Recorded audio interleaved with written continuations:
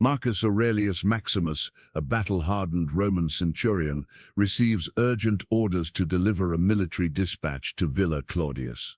But a storm and injured horse lead him to the wrong estate, Villa Livia. There he encounters Livia Octavia, a beautiful widow whose husband died in Germania 3 years ago, leaving her childless and facing family pressure to remarry. When Marcus arrives wounded and exhausted, Livia sees it as divine intervention, the gods finally answering her desperate prayers for a child to secure her future. What begins as a case of mistaken identity becomes a profound journey of healing, love, and sacrifice that will test both their hearts and challenge everything they believe about duty, destiny, and the price of happiness. The arrow whistled past Marcus Aurelius Maximus's ear, so close he felt the fletching brush his skin.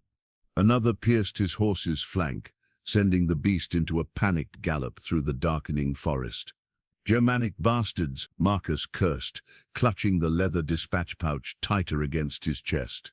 Blood seeped through his chainmail where a spear had found its mark during the ambush. 3 days of hard riding from the Rhine frontier, and now this bandits picking off Roman messengers like wolves, hunting wounded deer. Thunder crashed overhead as rain began pelting the forest floor. His horse stumbled, favoring its injured leg, foam gathering at its mouth. Marcus knew the animal wouldn't last much longer. Behind him he could hear the pursuit, Germanic voices calling out in their harsh tongue, growing fainter but still deadly. The dispatch he carried bore the imperial seal of Emperor Trajan himself. Military intelligence about Germanic tribe movements destined for General Claudius at Villa Claudius, near Tusculum. Lives depended on this information reaching its destination. Marcus had sworn an oath, sealed with his own blood, that nothing would stop him from completing this mission. But the gods, it seemed, had other plans. Lightning split the sky, illuminating a fork in the forest path Marcus had never seen before. His wounded horse chose the left path without guidance, driven by animal instinct to seek shelter. Marcus tried to steer right toward where Villa Claudius should be, but another wave of pain from his wound made him dizzy. He slumped forward, letting the horse choose its own way.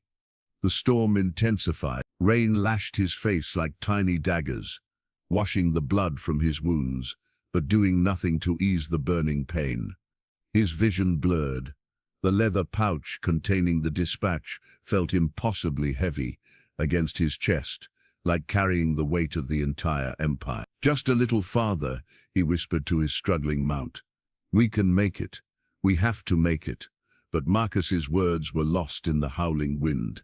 His horse stumbled again, this time going down hard. Marcus rolled clear just as the animal collapsed, its labored breathing telling him everything he needed to know.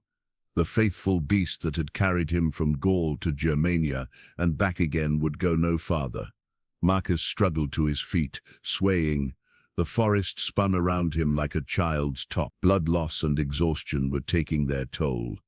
He had to find shelter, tend his wounds, and somehow complete his mission. But which way was Villa Claudius? The storm had disoriented him completely. Through the rain and darkness, he glimpsed a light flickering in the distance. A villa, it had to be. Thank the gods. Marcus stumbled forward, using his gladius as a walking stick, each step an agony that shot fire through his wounded side. The light grew brighter. Stone walls emerged from the gloom, torch flames dancing in bronze sconces despite the rain. This was it, Villa Claudius. He'd made it just in time. Marcus dragged himself to the heavy wooden door and pounded with his fist. "Open, imperial messenger. Emergency dispatch for General Claudius." The door creaked open, revealing not a grizzled military aide, as he expected, but a woman. She was perhaps 25 summers old, with dark hair braided in the Roman fashion, and intelligent brown eyes that widened in alarm at the sight of him. Her stola was richly woven but simple, the attire of a noble household, not military quarters. "By the gods," she breathed, "you're hurt." She looked past him, into the storm. "Are you alone?" Marcus swayed on his feet. Nothing made sense.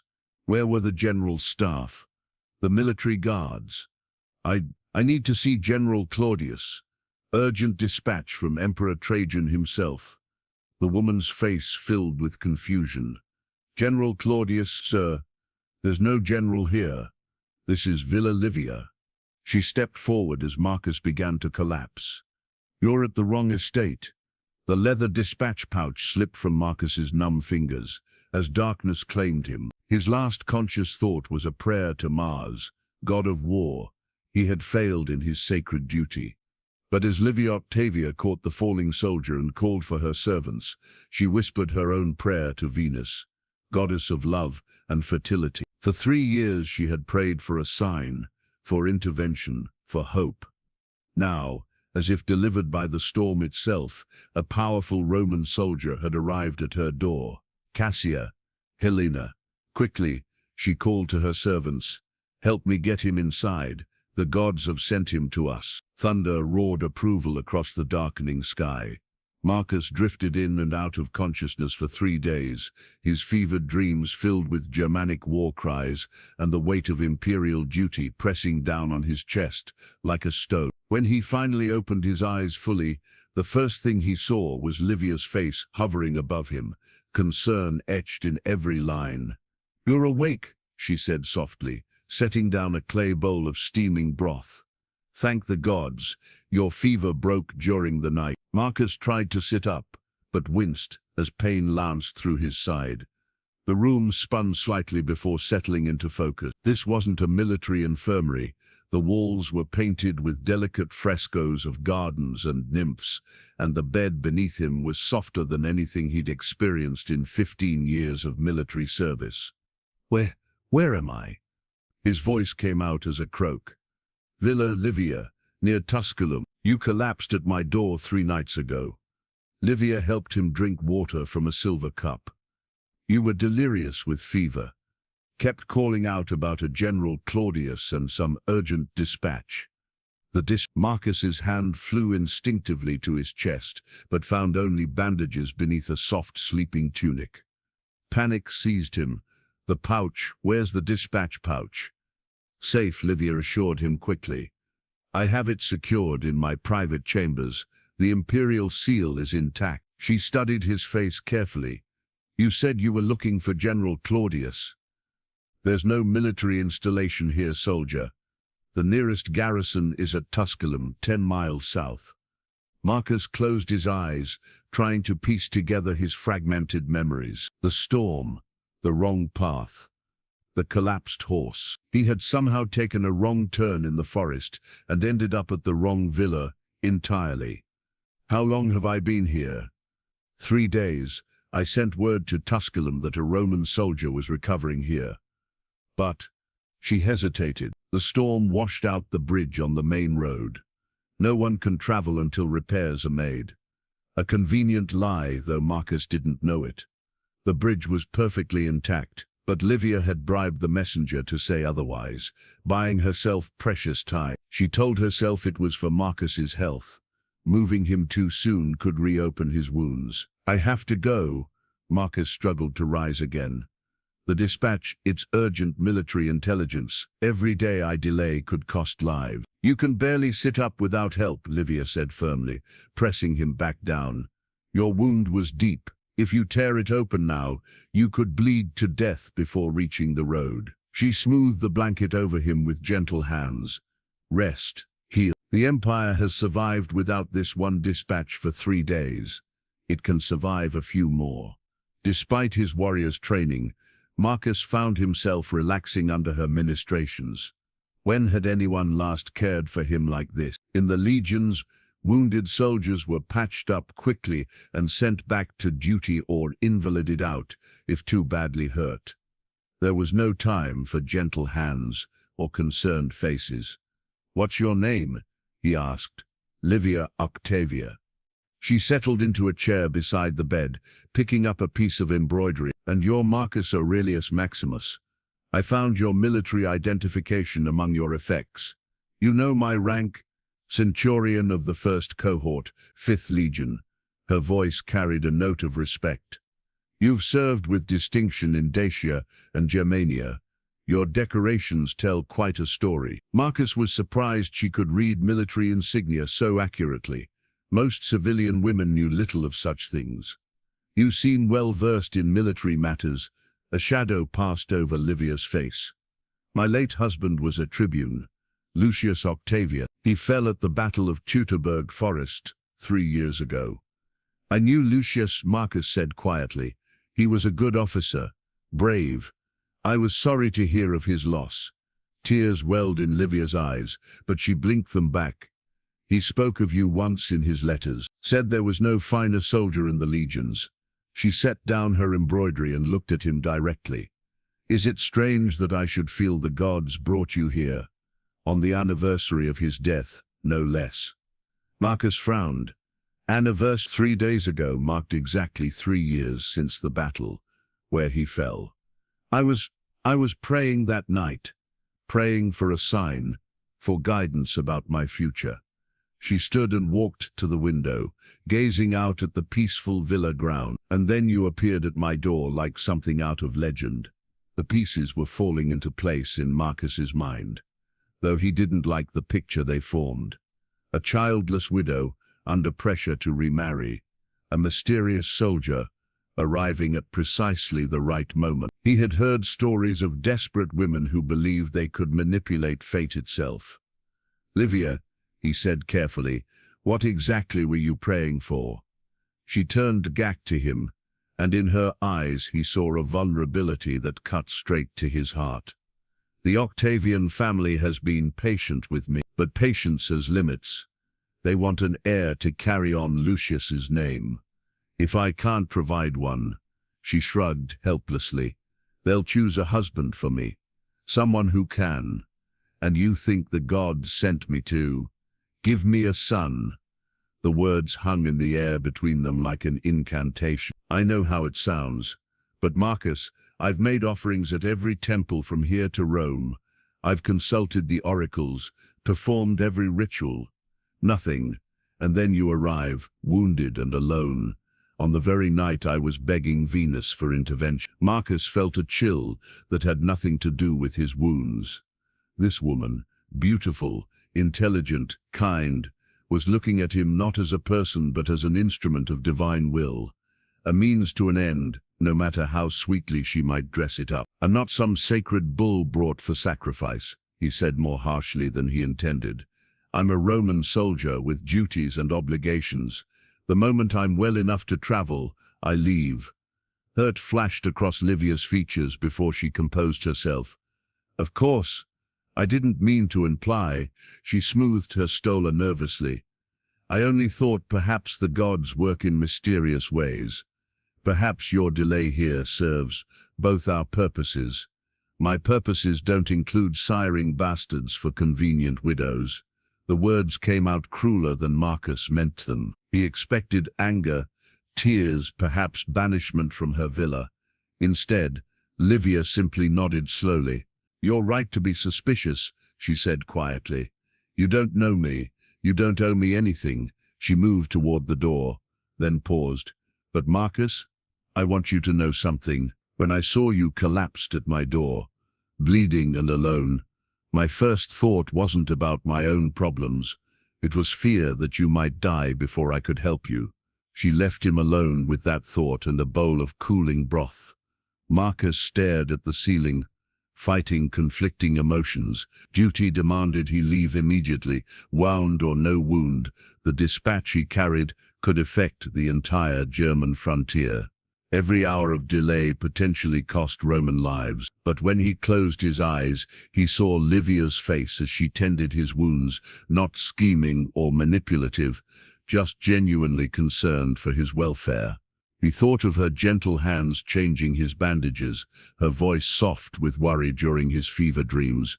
Perhaps he was the one being unfair. Perhaps she truly did see his arrival as divine intervention, but that didn't mean she was trying to trap him. Maybe she was just a lonely woman grasping for hope in a world that gave women precious few choices. Outside his window he could hear her voice speaking to the servants about dinner preparations. There was no hint of anger or hurt in her tone despite his harsh words. She was simply carrying on, managing her household, caring for her unexpected guest. Marcus touched the bandages covering his wound. The healing was remarkably good, better than he'd have received from army surgeons. She had genuine skill as a healer, along with access to the finest medical supplies money could buy. A thought struck him. When he'd asked about the dispatch pouch, she had said it was safe in her private chambers with the imperial seal intact. She could have opened it, read its contents, even sold the intelligence to Germanic agents for a fortune. Instead, she had protected it carefully, waiting for him to recover. That wasn't the behavior of someone trying to manipulate him. That was the behavior of an honorable woman caught in desperate circumstances. He made a decision that surprised him. He would stay until his wounds healed properly, perhaps a week, maybe two. Not because he believed in her divine intervention theory, but because she deserved better than his suspicion and harsh words. She had saved his life, after all, and if during his recovery they found comfort in each other's company, well, stranger things had happened. The gods worked in mysterious ways indeed, but he would not forget his duty. The dispatch would reach Villa Claudius, even if he had to crawl there himself. Some obligations were more sacred than desire. As if summoned by his thoughts, Livia appeared in the doorway, carrying a tray of food that smelled like heaven itself. "I brought dinner," she said simply. "Are you strong enough to feed yourself, or do you need help?" Marcus looked at her for a long moment. Really look. She was beautiful, yes, but it was a beauty tempered by intelligence and strength. This was a woman who had managed an estate alone for 3 years, who had tended his wounds with expert skill, who had treated him with kindness despite his harsh words. "I think I can manage," he said, accepting the tray. "Livia, I owe you an apology. What I said before was honest," she finished. "You have no reason to trust me. I'm a stranger with my own agenda." She settled back into the chair beside his bed. "But perhaps we can start over, just as two people thrown together by circumstance, making the best of an unexpected situation." Marcus found himself smiling for the first time in months. "I'd like that." They shared the meal and talked of small things. The villa's history, his experiences in the legions, her late husband's letters. Marcus felt something loosening in his chest. Not duty, never that, but the crushing loneliness he'd carried for so many years began to ease slightly. Outside, night fell over the villa, and for the first time since arriving, Marcus didn't dream of Germanic war cries and imperial dispatches. Instead, he dreamed of gentle hands and brown eyes filled with hope. A week passed in a haze of healing and unexpected intimacy. Marcus's strength returned gradually, aided by Livia's skilled care and the villa's peaceful atmosphere. Each morning she would change his bandages, her touch gentle but clinical, though he began to notice the way her breath quickened when their skin touched, the way her eyes lingered on his face when she thought he wasn't looking. On the 8th day, Marcus was finally able to walk the villa's gardens without assistance. The morning sun felt warm on his face as he moved slowly along the colonnade, admiring the carefully tended roses and herb bed. This was a far cry from the muddy camps and blood-soaked battlefields he'd called home for 15 years. "You look stronger today," Livia said, joining him by a fountain where carved dolphins spouted clear water into a marble basin. She carried a small bundle wrapped in silk. "Thanks to your care." Marcus flexed his shoulder carefully, testing the range of motion. "The wound barely troubles me now. I should be able to travel soon."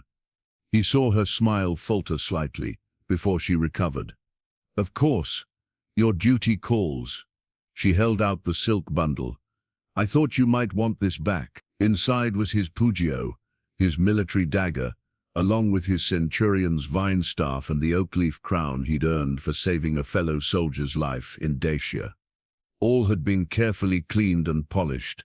"You didn't have to. A soldier's weapons are sacred." Livia said simply, "They deserve respect." She watched him strap on the dagger, his movements automatically professional despite his recent injuries. "Will you tell me about it? The oak crown." Marcus fingered the golden leaves, memories flooding back. Battle of Sarmazegetusa. A young legionnaire, barely 18, took a Dacian spear meant for our standard-bearer. Would have bled out if I hadn't gotten him to the surgeons. He shook his head. He lived to fight another day. Probably has sons of his own now, and you've been fighting ever since. Never married, never had children. The question was carefully casual, but Marcus heard the underlying curiosity. The legions don't encourage permanent attachments. We're married to Rome, they say. He looked at her directly. What about you? Did you and Lucius want children? Pain flickered across Livia's features. We tried for 5 years.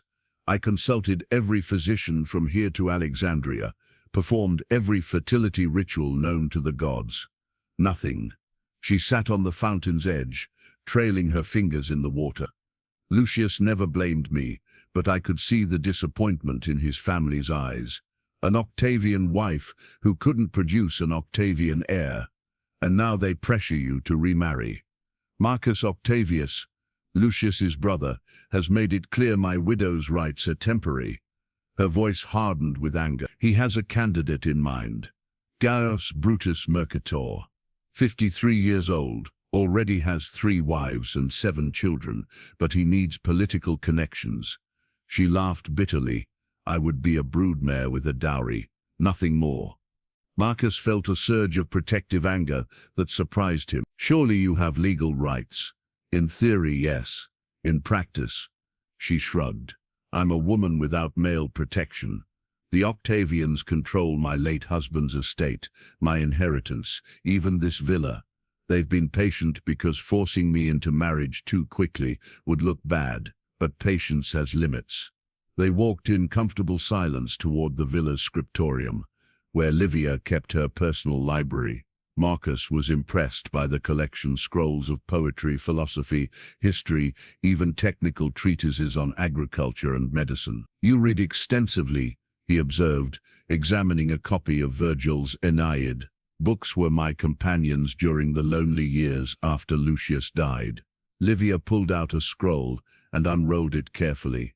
This one became particularly meaningful. Marcus read the passage she indicated, Dido's lament from the Aeneid, where the Carthaginian queen speaks of love, found and lost, duty versus desire, the impossible choices faced by those caught between personal happiness and larger obligations. Dido understood.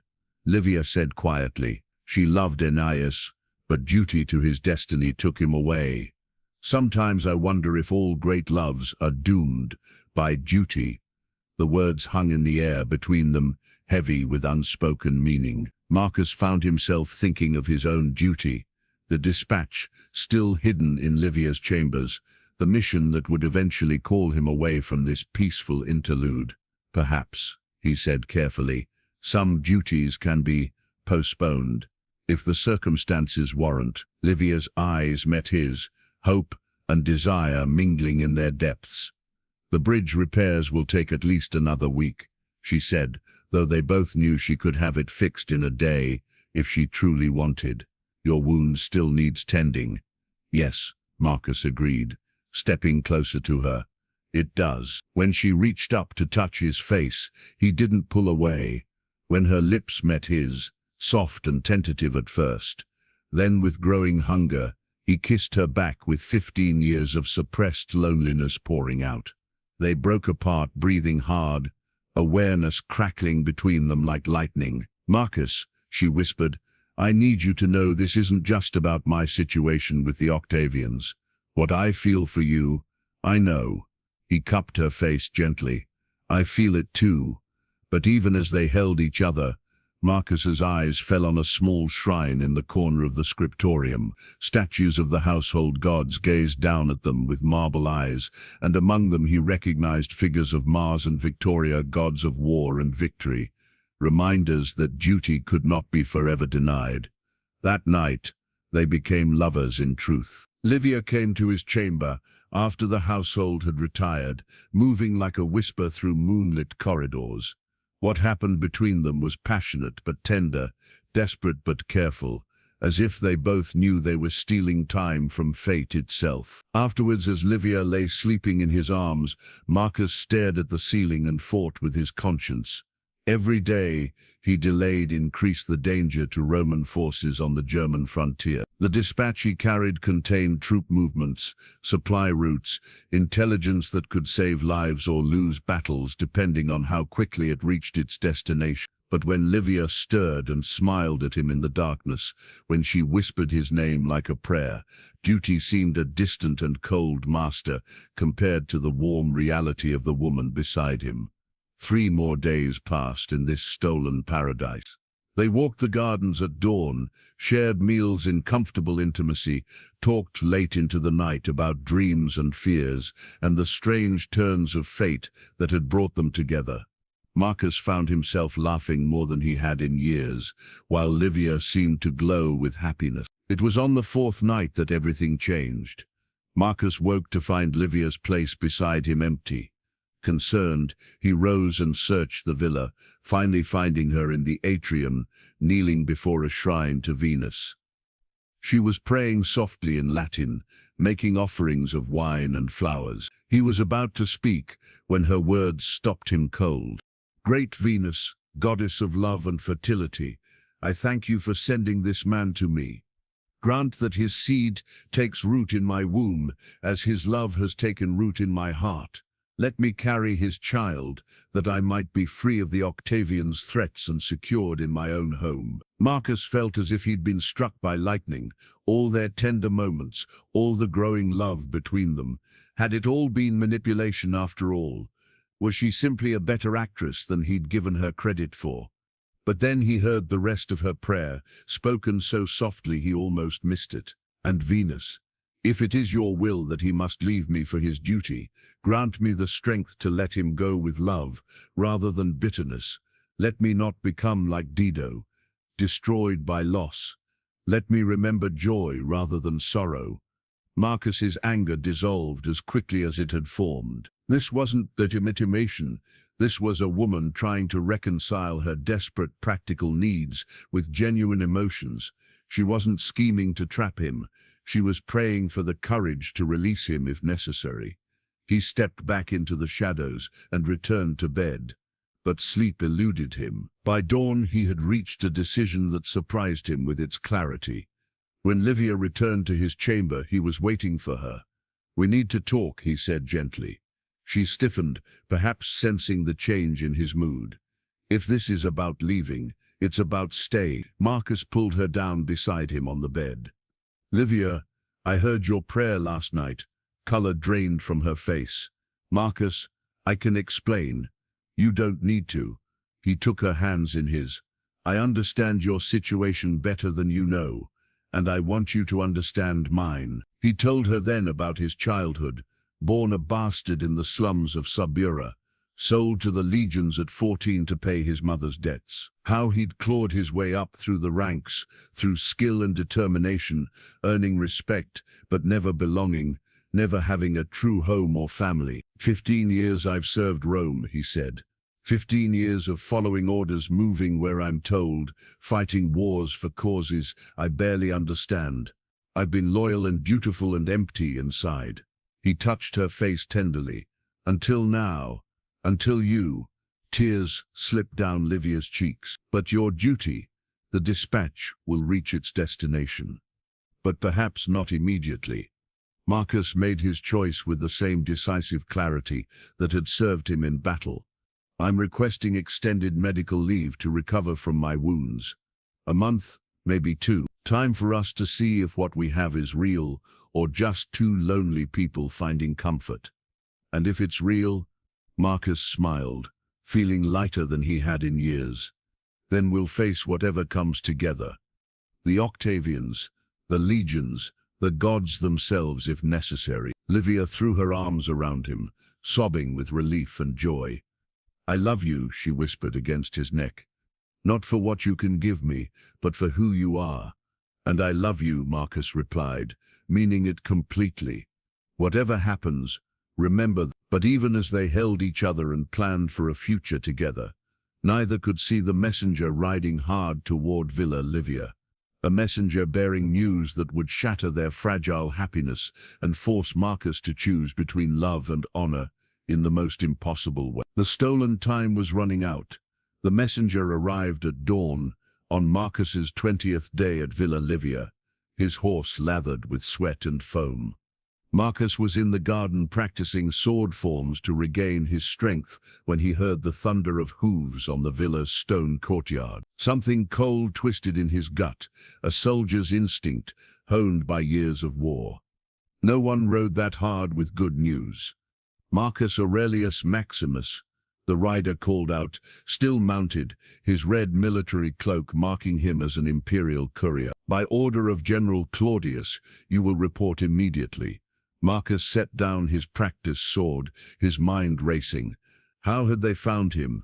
He'd sent word of his location to Tusculum garrison, claiming extended recovery from wounds, but had specified no visitors. Livia emerged from the villa's entrance, her face pale.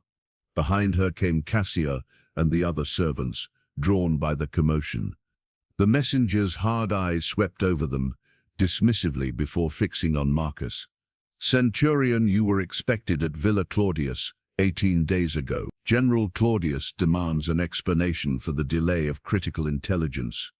I was wounded, Marcus said evenly, though his heart was pounding. Ambushed by Germanic raiders. My horse died. I've been recovering from. Recover on your own time. The messenger snapped. He pulled out a sealed scroll and threw it at Marcus's feet. New orders. You're to accompany me immediately to the Rhine frontier. General Verus is mounting an emergency expedition based on intelligence you were supposed to deliver weeks ago. Marcus picked up the scroll with hands that trembled slightly. The seal bore not just General Claudius's mark, but the personal eagle of Emperor Trajan himself. This wasn't a routine reassignment. This was an imperial command. As he read, the blood drained from his face. The Germanic tribes were massing for a massive assault on Roman settlements along the Rhine. The intelligence he'd been carrying contained crucial details about their numbers, battle plans, and timing. Without that information, Roman commanders had been operating blind, making critical mistakes. 3 legions had been caught in an ambush near Mogontiacum. 2,000 Roman soldiers dead, 5,000 more trapped and under siege. The emergency expedition was a desperate rescue mission, and they needed every experienced centurion they could get. Sweet Jupiter, Marcus whispered. His delay, their stolen weeks of happiness, had cost lives. Roman blood was on his hands. You understand the gravity now, the messenger said coldly. General Verus specifically requested you for the rescue force. Your reputation for impossible missions precedes you. He glanced at Livia with obvious disdain, though apparently that reputation needs updating. Rage flashed through Marcus, but he controlled it. The messenger was only doing his duty. The fault lay with Marcus himself, with his choice to put love before obligation. How long do I have to prepare? He asked. We leave within the hour. Bring only essential gear. The messenger finally dismounted, accepting water from one of Livia's servants. General Claudius was quite specific. No delays, no excuses. The lives of 5,000 Romans hang in the balance. Marcus felt the world tilting around him. An hour. After 20 days of stolen paradise, he had 1 hour to say goodbye to the only real happiness he'd ever known. He turned to Livia, seeing his own devastation reflected in her eyes. She understood as clearly as he did. This wasn't a temporary assignment. This was a suicide mission, the kind of desperate gamble that earned either glory or death, with little middle ground. I have to go, he said quietly. She nodded, her face composed, despite the tears threatening to spill. I know. Livia, pack your things, she said firmly. We'll talk while you prepare. In his chamber, Marcus moved with mechanical efficiency, rolling his few belongings into a military pack. His armor, cleaned and repaired by Livia's servants, his weapons, sharp and ready. The oak leaf crown that had once meant so much and now seemed like a child's toy. Livia worked beside him silently, helping fold his traveling cloak, checking that his medical supplies were complete. Her hands shook only slightly. "The dispatch," Marcus said suddenly. "I need to retrieve it." "Already done." Livia pulled the leather pouch from beneath his spare tunic. The imperial seal was still intact. "I've been keeping it safe." Marcus stared at the pouch that had brought him here, that was now taking him away. If he had delivered it immediately upon arrival, thousands of Roman soldiers would still be alive. His duty to Rome had always been clear and absolute. His weakness, his selfish desire for love and happiness, had betrayed that duty catastrophically.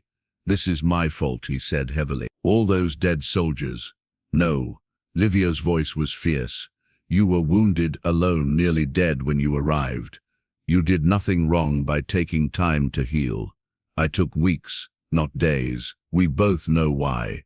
Because we found something worth having." She cupped his face in her hands, forcing him to meet her ears. "Marcus, don't let guilt poison what we shared, what we share." He wanted to believe her, but the weight of Roman lives lost pressed down on him like a mountain.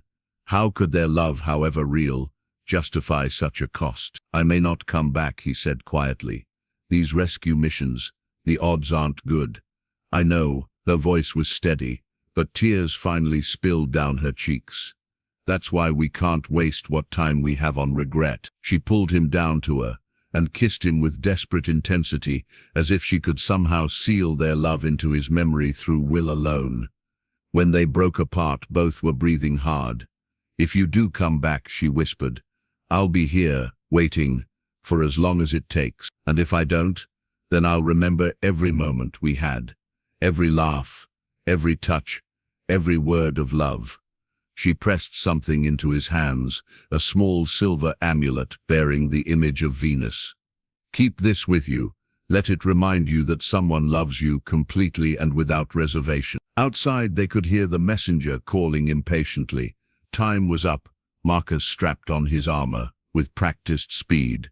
The familiar weight settling on his shoulders like an old burden resumed. When he picked up his centurion's helmet with its distinctive transverse crest, he caught sight of himself in Livia's bronze mirror.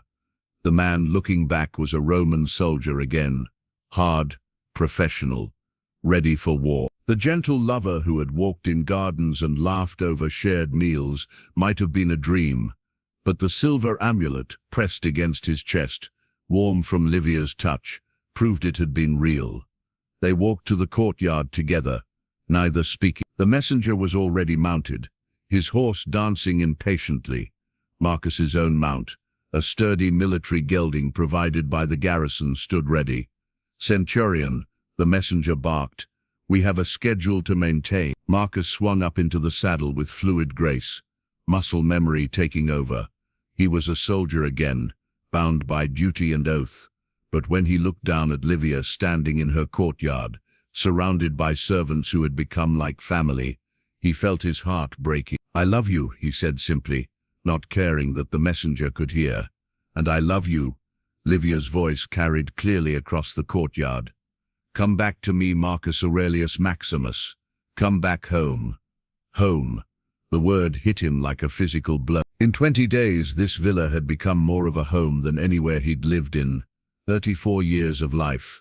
These people, Livia, Cassia, even the stable boys and kitchen maids, cared about him as a person, not just as a tool of war.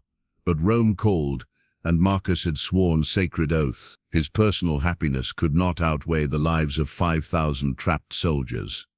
He saluted Livia formally, a centurion's farewell to a Roman matron, then wheeled his horse toward the road. The messenger fell in beside him and they galloped away from Villa. Livia, as the morning sun climbed higher.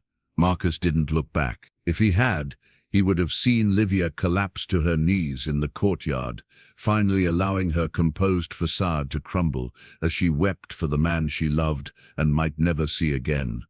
The ride to the Rhine frontier took 6 days of brutal pace, changing horses at military way stations. Marcus barely spoke to the messenger, lost in dark thoughts about duty and consequence. Each mile took him further from Livia and closer to a battle he might not survive. On the 3rd day, They met up with the main rescue force, 2,000 hardened legionaries, under General Varus himself. Marcus recognized many of the officers, men he'd served with in Dacia and Britain. Their faces were grim, marked by the knowledge that they were riding to almost certain death. "Marcus," General Varus clasped his shoulder with genuine warmth. "Thank the gods you're here. We'll need your experience for what's ahead." The plan was desperate in its simplicity. The trapped legions were surrounded in a forest stronghold near Mogontiacum, running low on supplies and hope.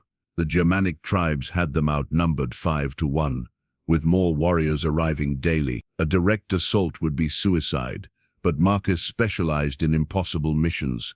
"There's a ravine on the western approach," Marcus explained, studying the crude maps by firelight. "If a small force could get through there at night, we might be able to create enough chaos to allow the main rescue force to break through." "How small a force?" Varus asked. 20 men, maybe 30 if we're lucky." "Suicide odds." "Yes, sir, but it's the only chance those trapped legions have."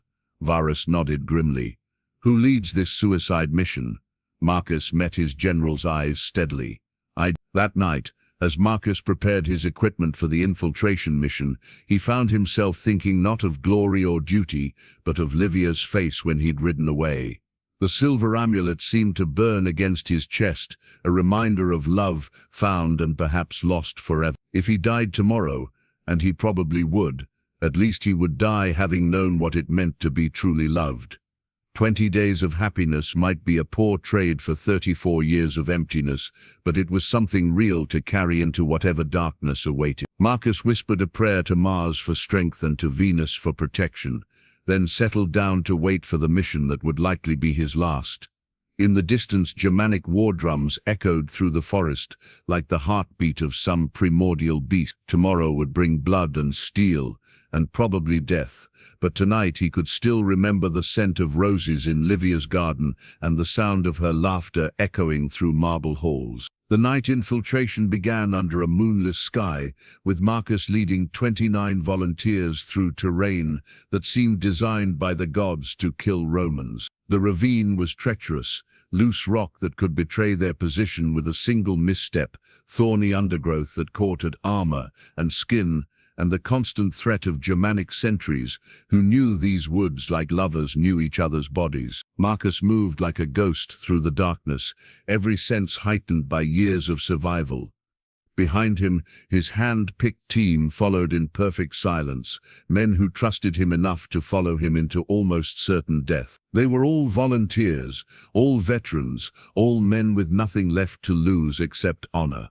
The silver amulet pressed against Marcus's chest as he crept forward, and for a moment he allowed himself to think of Livia sleeping peacefully in her villa.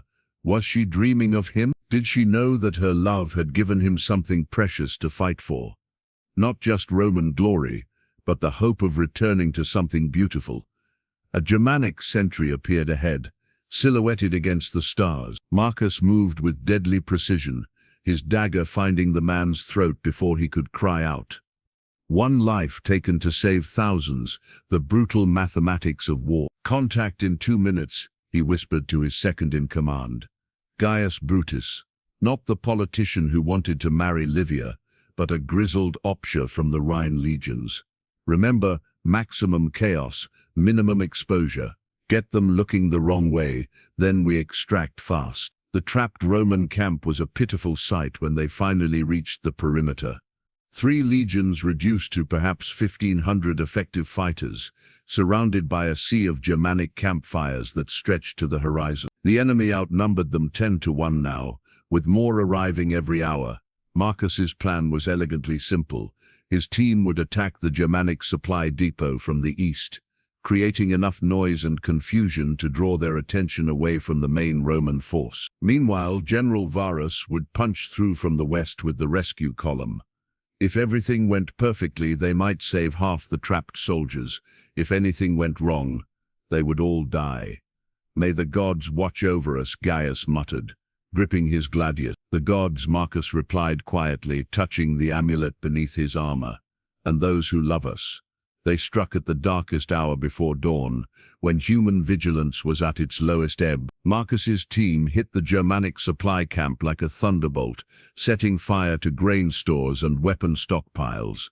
The night exploded into chaos, shouting warriors, screaming horses, the clash of steel on steel. For a few precious minutes the plan worked perfectly. Germanic reinforcements rushed toward the flames, leaving their siege lines weakened. Marcus could see Roman signal fires in the distance. Varus was making his move. Then everything went wrong. A Germanic war chief, a giant of a man with ritual scars covering his arms, emerged from the smoke and pointed directly at Marcus. The barbarian's eyes held the intelligence of a seasoned commander, and he began shouting orders in his harsh tongue. Marcus realized with sinking heart that they'd been expected. Someone, a spy, a deserter, a captured Roman, had revealed the rescue plan. This wasn't chaos, it was a trap. Fall back. Marcus roared to his men. It's a trap. Fall back to. A Germanic spear took Gaius in the chest, spinning him around before he collapsed. 3 more Romans went down in the next heartbeat as enemy warriors poured out of concealed position. Marcus fought with desperate fury, his gladius dancing through enemy flesh as he tried to cover his men's retreat. But there were too many Germanic warriors, and his force was too small. They were being surrounded, cut down like wheat before the scythe. Through the melee, Marcus caught a glimpse of the main battle. Pyrrhus's rescue force had walked into an even deadlier trap, thousands of Germanic warriors rising from concealment to envelope the Romans in a killing embrace. The general himself was down, his eagles falling, his men dying in windows of Roman red.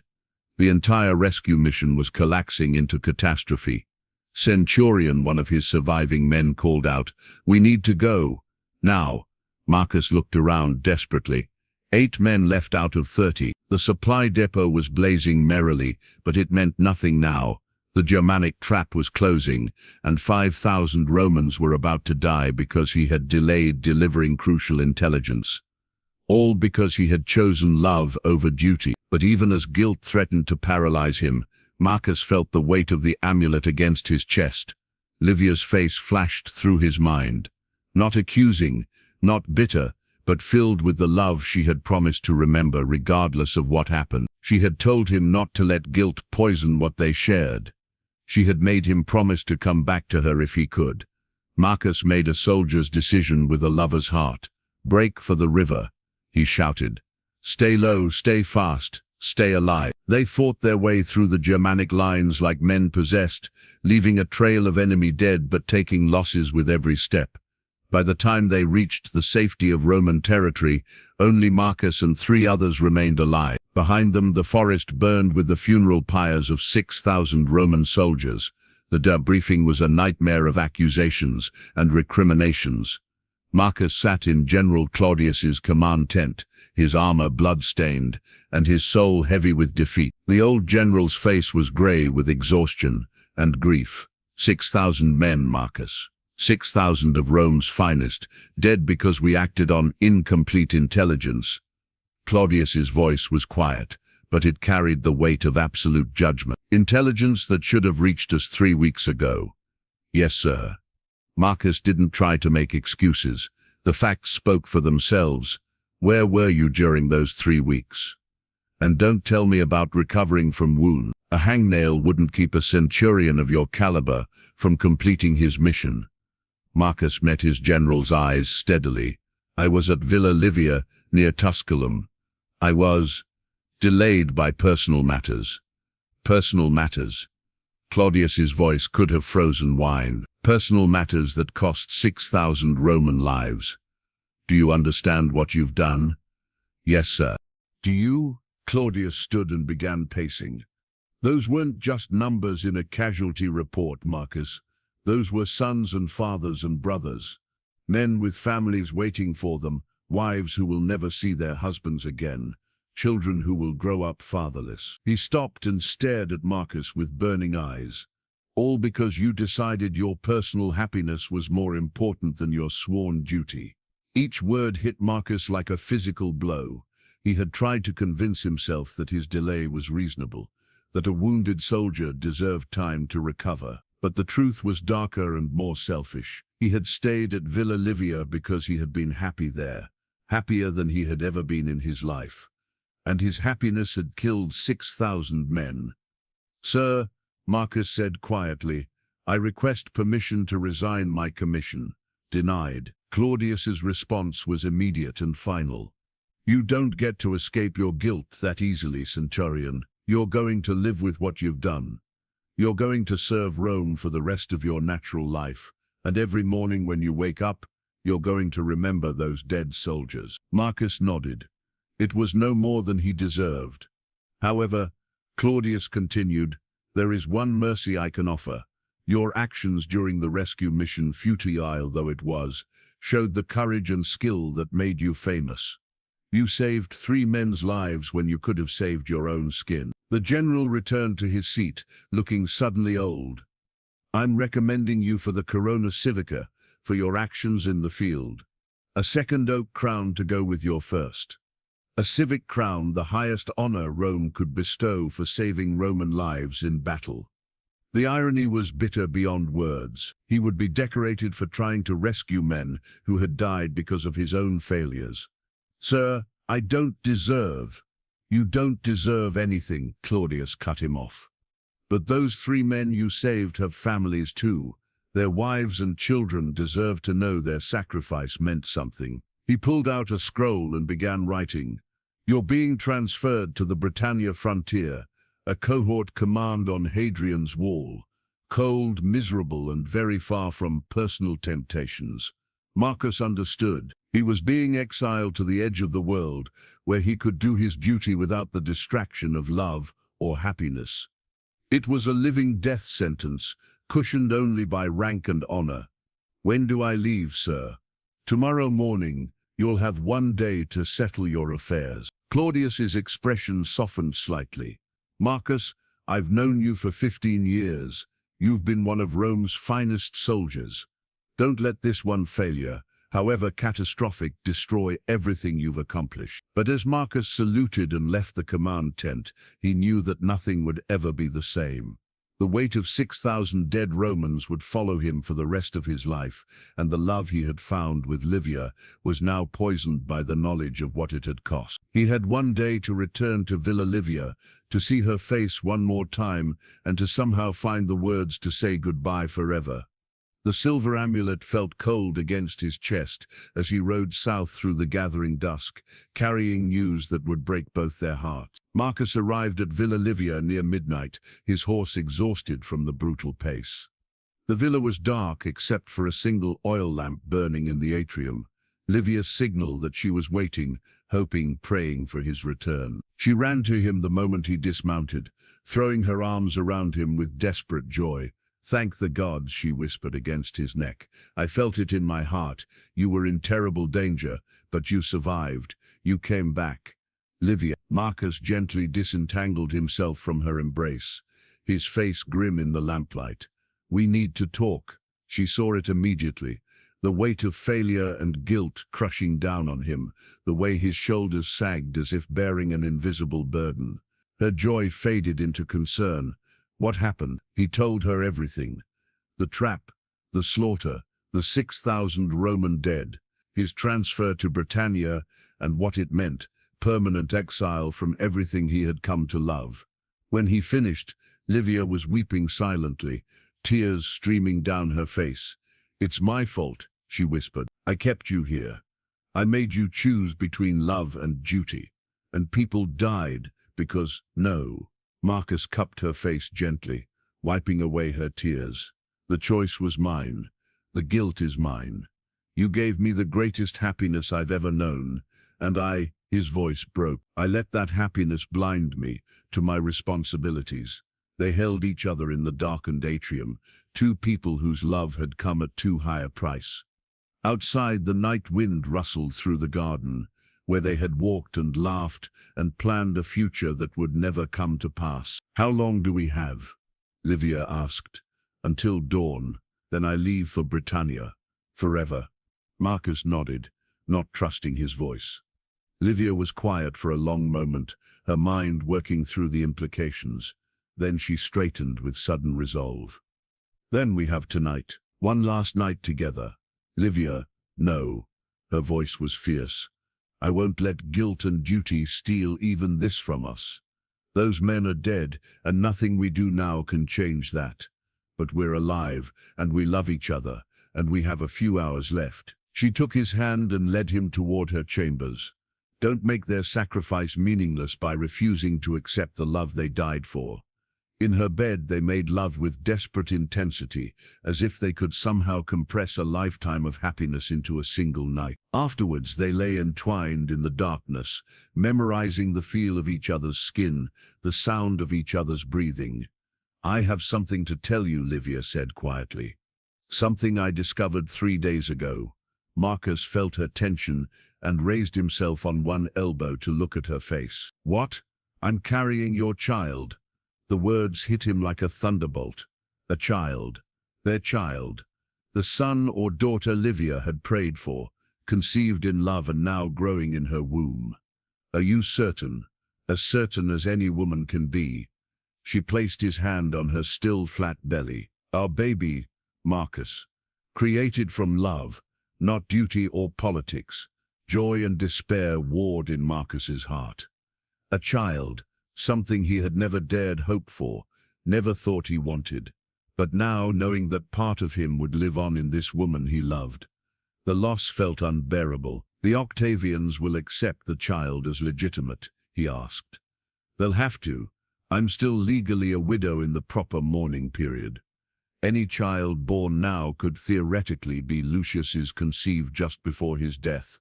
Livia's voice was steady, but he could hear the pain underneath. Our son or daughter will have a name, an inheritance, a place in the world. And will you be safe?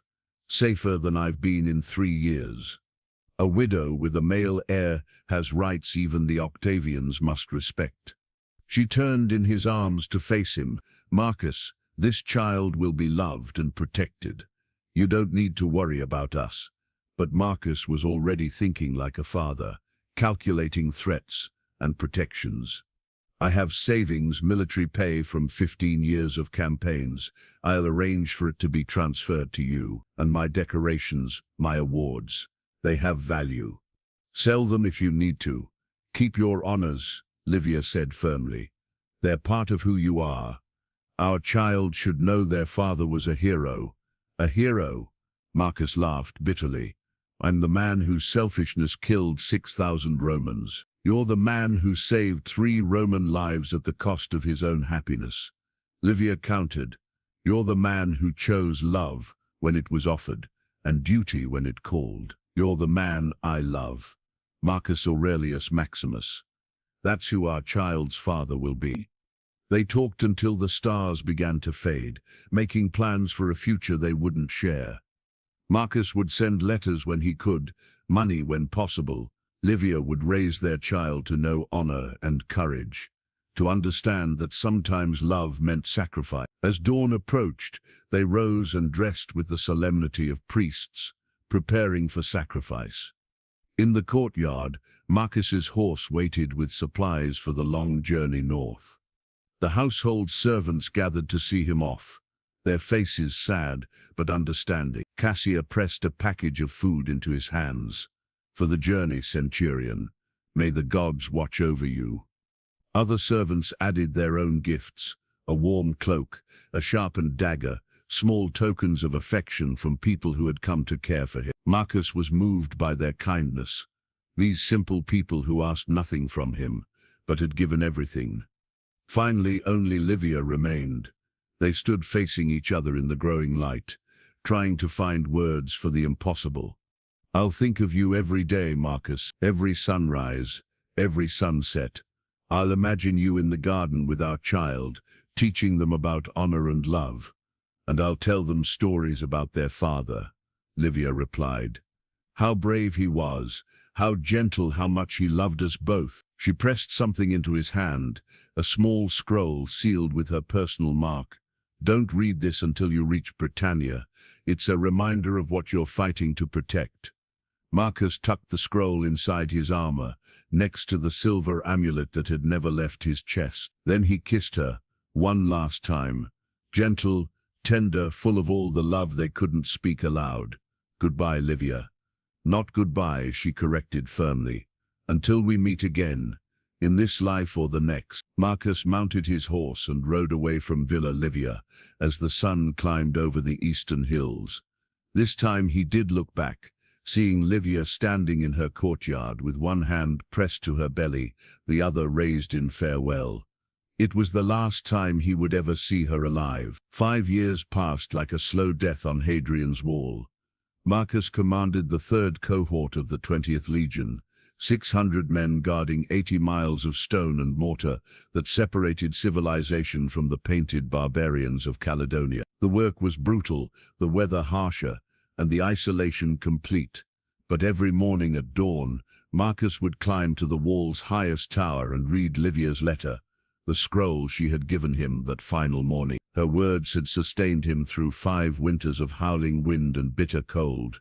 "My beloved Marcus, by the time you read this, we will be separated by half the empire. But distance cannot diminish love, nor time erase the memory of 20 perfect days. I carry our child beneath my heart, and with each breath I take, I remember that I breathe for 3 myself, our baby and the love you gave me that will never die. You think you failed in your duty, but you are wrong. Your greatest duty was to show me what love could be, and in that you succeeded beyond all measure. Be strong, my warrior, live with honor, and remember that somewhere in the world, a woman loves you with all her heart, and a child will grow up knowing their father was the finest man Rome ever produced." The child. Marcus had received no word about the birth, no confirmation that Livia had survived the dangers of childbirth. The silence from Villa Livia was absolute, perhaps by her choice, perhaps by necessity.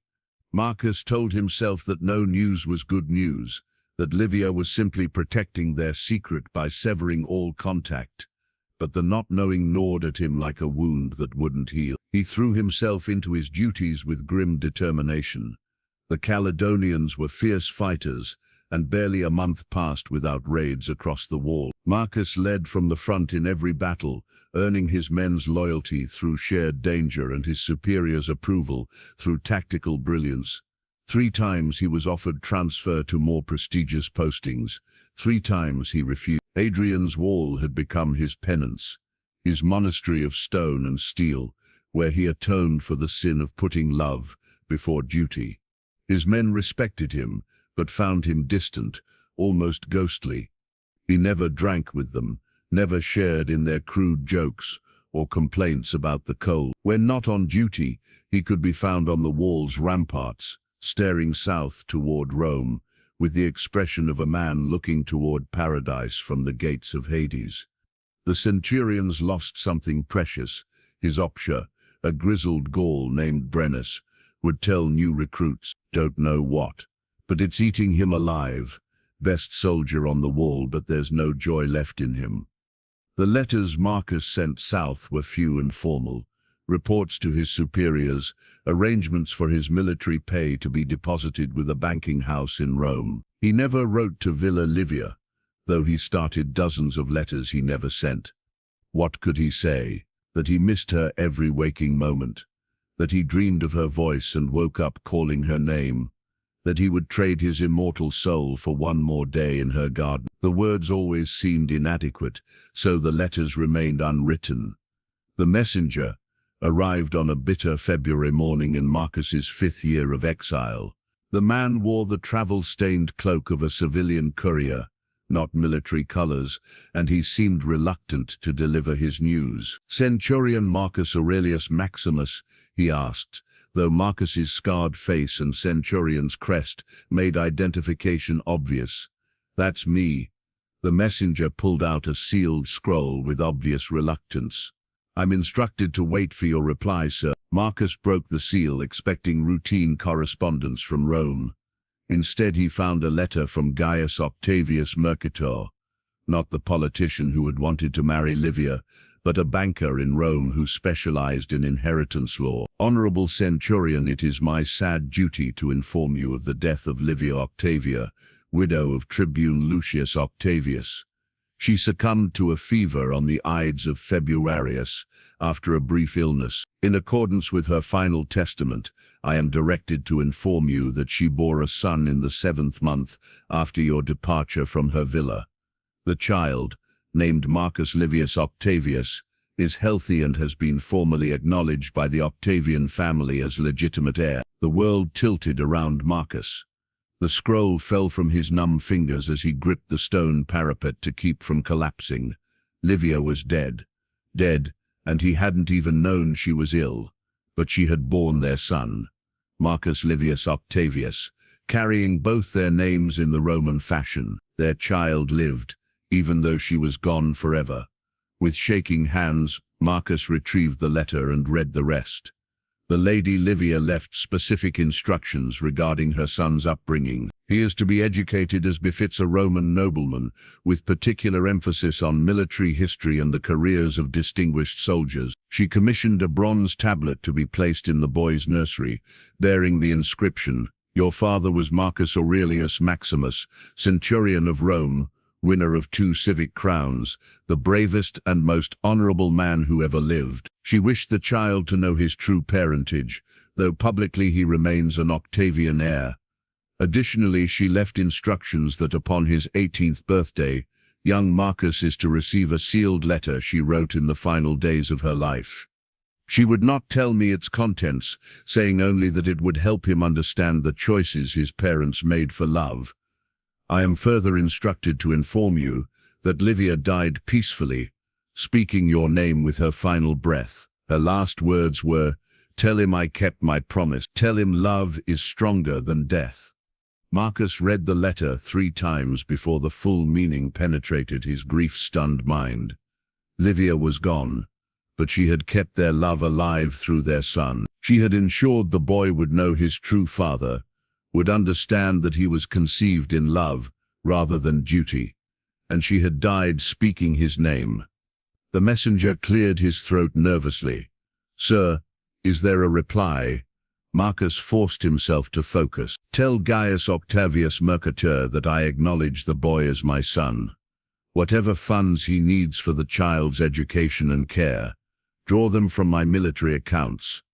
He paused, thinking, "And tell him I'll come to Rome when my term of service ends. The boy should meet his father." The messenger nodded and departed, leaving Marcus alone with his grief on the windswept wall. For the first time in 5 years, the decorated centurion wept, great, racking sobs that seemed to tear his soul apart. He wept for Livia, dead at 30 without ever seeing their son grow to manhood. He wept for the child who would grow up fatherless, just as Marcus himself had done. He wept for love lost, and time wasted, and all the words they had never said.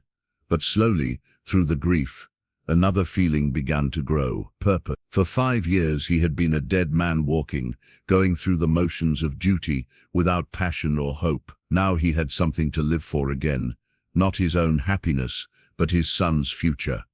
Marcus wiped his eyes and straightened his shoulders. He had 13 more years to serve before retirement, 13 years to accumulate wealth and honors to pass on to young Marcus. 13 years to become the kind of man his son could be proud to claim as a father. The boy would need more than money. He would need connections, protection, guidance in navigating the treacherous waters of Roman politics. Marcus began making plans with the same tactical precision he brought to military campaigns. 13 years later, Marcus Aurelius Maximus stood in the garden of Villa Livia on a warm spring morning, watching an 18-year-old young man read the letter his mother had written before her death. The villa looked exactly as Marcus remembered it, roses blooming in careful profusion, the fountain still playing its gentle song, the same peaceful atmosphere that had healed his wounds so many years ago. But everything was different now. Young Marcus Livius was tall and strong, with his father's broad shoulders and his mother's intelligent brown eyes. He had grown up believing himself to be Lucius Octavius's posthumous son, raised with love by the Octavian family, but always sensing something unexplained about his parentage. Now, on his 18th birthday, the truth was finally revealed. She really loved you, the young man said quietly, looking up from his mother's letter. She writes about you like you were a god among mortals. Marcus smiled sadly. Your mother was remarkable, the finest woman Rome ever produced. He gestured to the roses blooming around them. We met in this garden. 20 days we had together. Not very long, but long enough to create something beautiful. You. Young Marcus's voice was steady, but Marcus could see the emotion in his eyes. She says in the letter that you were exiled because of your love for her. That soldiers died because you chose happiness over duty. Marcus had wondered how much Livia would tell their son about the circumstances of their separation. Apparently she had told him everything. It's, Marcus said simply. I failed in my duty to Rome, and good men died because of that failure. Your mother and I paid the price for our love. Do you regret it? The question hung in the air between them. Marcus thought of the 6,000 Roman dead, the guilt that had haunted him for 18 years, the long exile on Hadrian's wall. Then he thought of Livia's smile, her gentle hands healing his wounds, the 20 days of perfect happiness they had stolen from an uncaring world. I regret the consequences, he said finally. I regret the deaths, the pain, the years we lost, but I don't regret loving your mother. She gave me the only real happiness I've ever known, and she gave me you. Young Marcus nodded slowly, absorbing this. The letter says you're retiring from the legions, that you want to be part of my life now. Only if you want me to be. Marcus kept his voice carefully neutral. You have a family, a position, a future already planned. I'm not trying to disrupt that. I'd like to know my son, if he's willing. For a long moment father and son studied each other in the garden, where love had first bloomed between Marcus and Livia. Then young Marcus stepped forward and embraced his father, the first time they had ever touched. I've wondered about you my whole life, the young man whispered. The Octavians loved me, but I always felt like I was missing something, like there was a part of my story I didn't know. Now you know it all, Marcus replied, holding his son tight. The good and the bad, the love and the sacrifice. Your mother made sure you'd understand the choices we made. They broke apart, and young Marcus wiped his eyes with no shame. Tell me about her. Tell me about those 20 days. I want to know everything. So Marcus talked, sharing memories he had treasured for 18 years in solitude. He told his son about Livia's skill as a healer, her intelligence, her courage in the face of an uncertain future. He described their walks in this very garden, their conversations about duty and love, the way she had made him feel human for the first time in his adult life. She sounds extraordinary, young Marcus said when his father finished. She was, and she lives on in you. Marcus placed a hand on his son's shoulder. She would be so proud of the man you've become. Educated, honorable, kind, everything she hoped for. As the sun climbed higher, they walked through the villa together. Marcus showed his son the room where he had recovered from his wounds, the scriptorium where Livia had kept her books, the atrium where they had said their final goodbye. Every corner held memories, both sweet and bitter. In the garden center, beside the fountain, stood a small marble monument Marcus had commissioned upon his return to Rome. It bore a simple inscription, Livia Octavia, beloved mother and wife, she taught us that love is stronger than death. Father and son stood before the monument in comfortable silence, each lost in their own thoughts about the remarkable woman who had shaped both their lives. What happens now? Young Marcus asked eventually. Now you live, his father replied. You honor your mother's memory by being the best man you can be. You serve Rome if you choose, or pursue whatever path calls to you. And if you're very lucky, someday you'll find someone who loves you the way your mother loved me. And you, what will you do? Marcus looked around the garden one last time, feeling a peace he hadn't known since that long ago morning when he'd ridden away from Villa Livia. I think I'll stay here for a while. The current owner has agreed to let me purchase the villa, Apparently your mother left instructions that, if I ever returned, I was to be given first option. He smiled. I'd like to tend her roses. Maybe write down our story for future generations. Make sure that what we shared isn't forgotten. Young Marcus nodded approvingly. She'd like that. In her letter, she says that love stories should be remembered, even the ones that end sadly. Especially those, Marcus agreed. They teach us that some things are worth any price, even when the price is everything we have. As they walked back toward the villa, Marcus felt Livia's presence all around them, in the roses she had planted, in the fountain where they had shared their first real conversation, in the son who carried the best of both his parents.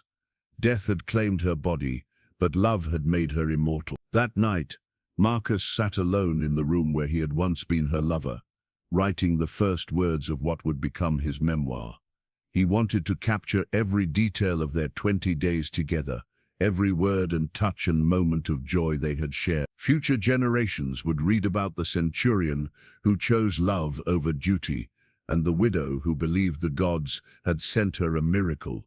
It would be a story of sacrifice and passion, of duty and desire, of love that transcended death itself. Some would condemn Marcus for his failure as a soldier. Others would understand that his greatest victory had nothing to do with battles or decorations. As he wrote, Marcus could almost feel Livia's presence beside him, guiding his hand as he set down their story for all time. She had kept her promise. Love was stronger than death. Their love lived on in their son, in the memories Marcus would preserve, in the lesson that sometimes the most important battles are fought, not with swords, but with hearts willing to risk everything for a chance at happiness. Outside, the night wind rustled through the roses, carrying the scent of love, remembered and promises kept. Marcus smiled and continued writing, telling the world about the woman who had taught him that 20 days of perfect love was worth a lifetime of regret. In death, she had finally brought him home. 25 years later, an old man with silver hair sat in the same garden, reading aloud from a leather-bound manuscript to a group of wide-eyed children. These were his grandchildren. Young Marcus had married well and produced 4 beautiful offspring who adored their grandfather's stories. And so, Marcus read in his weathered voice, the centurion learned that love is not weakness, but the greatest strength of all. For love teaches us what is truly worth fighting for, what is worth living for, and what is worth remembering when all else fades away. Is it really true, grandfather? Asked little Livia, named for the grandmother she had never met. Did you and grandmother really love each other that much? Marcus closed the manuscript and looked at his granddaughter, 8 years old, with Livia's same brown eyes and quick intelligence.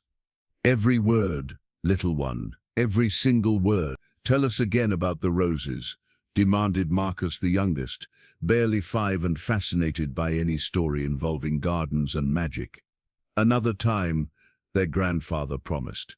But remember this, your grandmother planted these roses as a symbol of hope. Even when everything seemed lost, even when love seemed impossible, she believed that beautiful things could grow from the darkest soil. He gestured to the flourishing garden around them.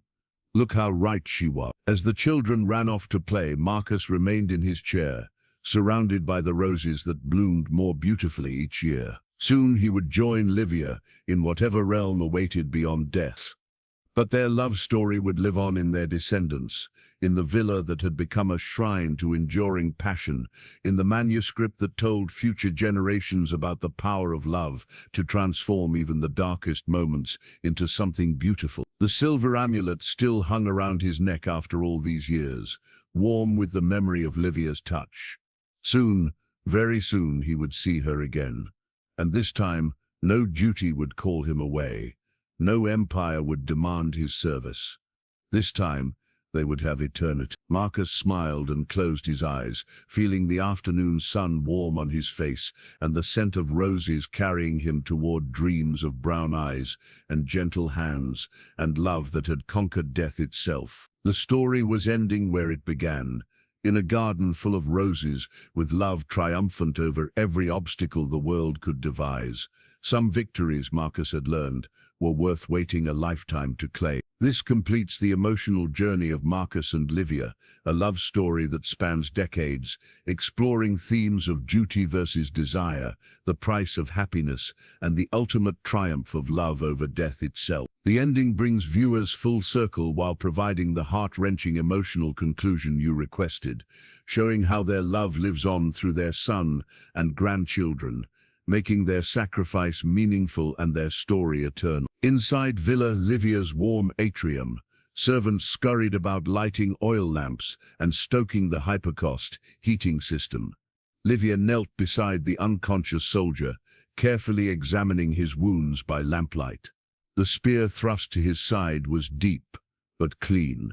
It had missed vital organs. His other injuries were minor cuts and bruises from his desperate ride through the forest.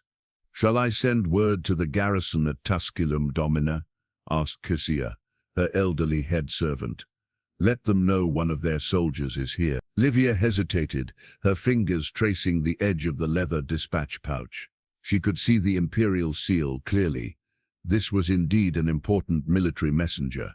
The honorable thing would be to tend his wounds and send him on his way as quickly as possible. But as she looked at his face, strong-jawed, weathered by campaigns but still handsome, she felt something stir in her chest that had been dormant for 3 long years. Not just attraction, though that was certainly present. Something deeper, a sense of rightness, as if this moment had been ordained by the fates themselves. "No," she said finally, "not yet. He's badly hurt. It would be cruel to move him before his wounds have time to heal." She stood, smoothing her stola. "Prepare the guest chamber. Use our finest linens, and send Helena to fetch supplies from the medical storage. Clean bandages, wine for cleaning wounds, poppy juice for pain." Cassia frowned. "Domina, surely the military has their own physicians." "The storm is still raging," Livia interrupted. "It would be dangerous to travel in such weather. We'll keep him here until he recovers." She met her servant's concerned gaze steadily. It's the charitable thing to do. But charity wasn't the only motivation in Livia's heart. For 3 years, ever since her husband Lucius had fallen in Germania, she had lived under the growing pressure from his family to remarry. At 25, she was still young enough to bear children, and childless enough to be seen as a failure by Roman society. The Octavian family had been patient, but their patience was wearing thin. Marcus Octavius, Lucius's older brother, had made it clear that if Livia didn't produce an heir to carry on the family name soon, they would arrange a marriage for her, whether she wished it or not. Her own substantial dowry and the villa would pass to whatever husband they chose. She had prayed desperately to every god she could think of. Venus for love, Diana for protection, even Hertuna for a change of luck. She had made offerings at temples, consulted oracles, performed every ritual the priests recommended. All she had asked for was a sign, a chance, a way to secure her future without being forced into a loveless political marriage. And now, delivered by storm and chance, lay a Roman soldier in her atrium. As her servants carefully carried the unconscious Marcus to the guest chamber, Livia picked up his dispatch pouch. The imperial seal was intact. Whatever message he carried was still secret. She could have it delivered to Villa Claudius by one of her own servants. The right thing to do. Instead, she tucked the pouch into her private chambers. Just until he recovered, she told herself, just until she could be sure he was strong enough to complete his mission. But deep in her heart, she wondered if the gods had truly sent this man for a different purpose entirely. A purpose that had nothing to do with military dispatches and everything to do with the desperate prayers of a widow who refused to surrender her freedom. Outside, the storm raged on, as if the heavens themselves were keeping the world at bay until fate could run its course.